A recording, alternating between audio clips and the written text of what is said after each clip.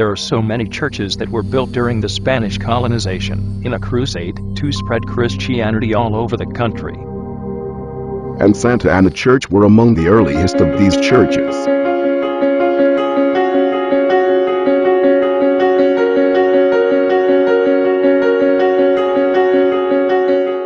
The first that was built through the Franciscan mission established outside Manila in the year 1578, upon a newly established settlement along the Pasig River. Dedicated to its patroness Saint Anne, the missionaries built a church using bamboo and nipa structure. Until a decree from the colonial government in 1599 had the church built in stone structure under the supervision of Friar Vicente Angles.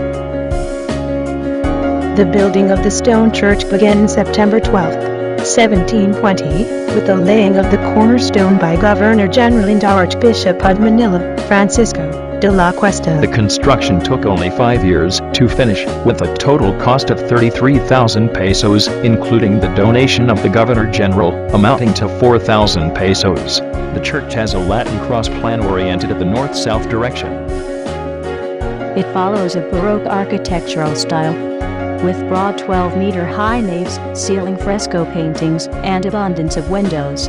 Attached to the right side of the structure, next to the church facade, is the 4-floored octagonal bell tower, also made of adobe blocks, and were embellished by heavy string courses and other ornamentation.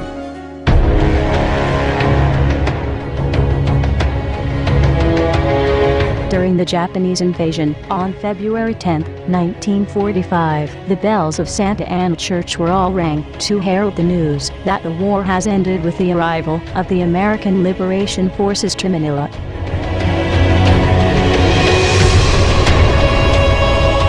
For the first time, the church celebrated the 70th anniversary of the liberation of Manila last February 2015. A baptistry is located at the base of the bell tower, on the right side of the vestibule, or entrance hall. The small room contains a marble baptismal font and a neoclassical retablo, featuring the painting of the baptism of Christ framed by 2 Corinthian columns on each side. The wooden painting was later covered with a painting on metal, which is a much simpler depiction from the original. This second painting was dated around 1938. The interior of the dome structure located above the transept crossing has 2 layers of balconies, 16 paintings depicting Jesus, the 12 apostles, with Saint Matthias instead of Judas Iscariot, the evangelist Saint Mark, and Saint Luke, and Saint Paul. A small chapel room was built behind the second level of the retablo, around 1720 to 1725, the same period as the Santa Ana Church, and retained much of its features. The chapel Camarón de la Virgen, or the dressing room of the Virgin, contained the image of Our Lady, in a platform with octagonal vaulted niche or horcanica, from where the nave can be viewed. Its high arched opening is crested with a large silver corona imperial or imperial crown. Very notable in this structure are the paintings on the ceiling and on the entrance, which are believed to be as old as the Camarón and the church itself. The art tradition of these paintings belong to the short-lived estampida age of Filipino-Spanish art. Entrance paintings depict the life-size images of the archangels Saint Michael and Saint Gabriel guarding the door, also painted with a heavenly scene. The ceiling paintings contained an image of heaven at the center, surrounded by 11 segments. The central painting of heaven portrays the Holy Trinity and the kneeling Virgin Mary, with cherubs and angels on both sides.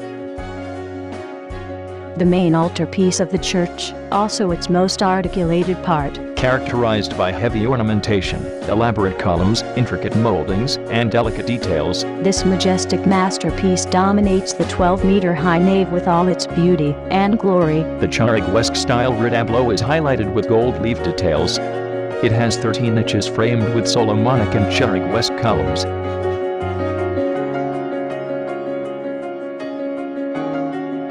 The tabernacle or sagrario occupied the central niche at the lower level and is flanked by Franciscan saints: Saint Bonaventure, Saint Peter of Alcantara, Saint Bernardino of Siena, and Saint Clare.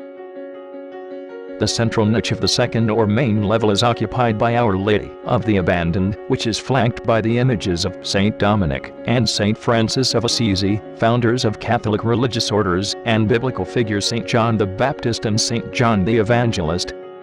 The upper-level niches contain the images of Saint Anne at the center, with Saint Peter and Saint Paul on its sides. At the top the retablo is the image of Saint Michael the Archangel, which is flanked by medallions containing the painted images of Sai. At the back of this church is the Capilla de la Virgen del Pozo, or Small Chapel of the Virgin, but as most people call it, Pozo de la Virgen. The exact date of the small chapel's construction is unknown, although it is assumed to be around the 18th century, almost the same period as the building of Santa Anna, but the well underneath may have already existed even before the construction of the church.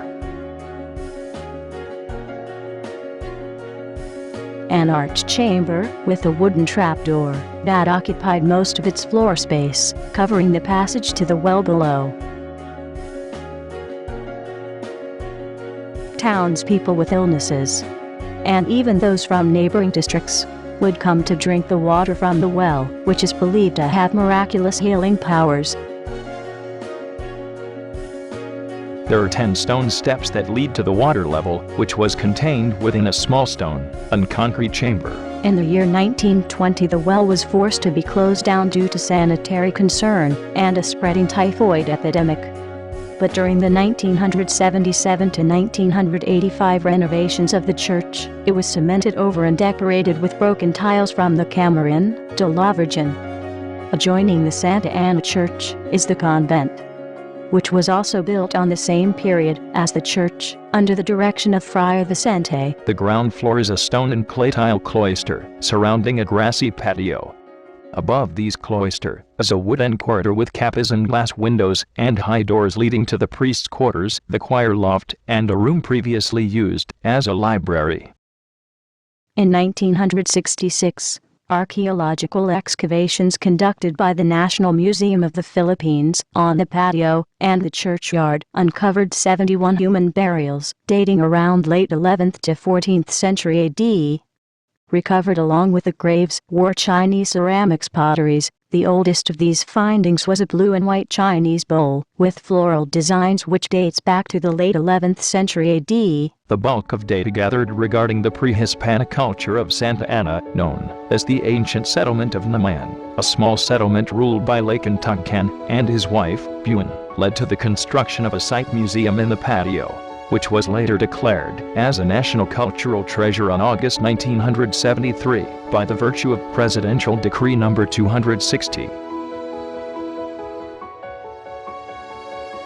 The Santa Anna Church has been designated by the National Historical Commission of the Philippines as a historic building in 1936, with the historical marker for being the first Franciscan mission established outside Manila. The Santa Anna Site Museum located in the convent patio and the Camarón de la Virgen was declared as a national cultural treasure on August 1973 by President Ferdinand Marcos. The parish of Santa Anna, Manila, with all the efforts to preserve its beauty for the future generation to still be able to witness a part of our county's history.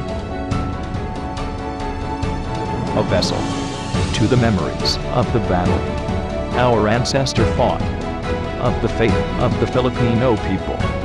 In spite of all our struggles, we remain standing strong.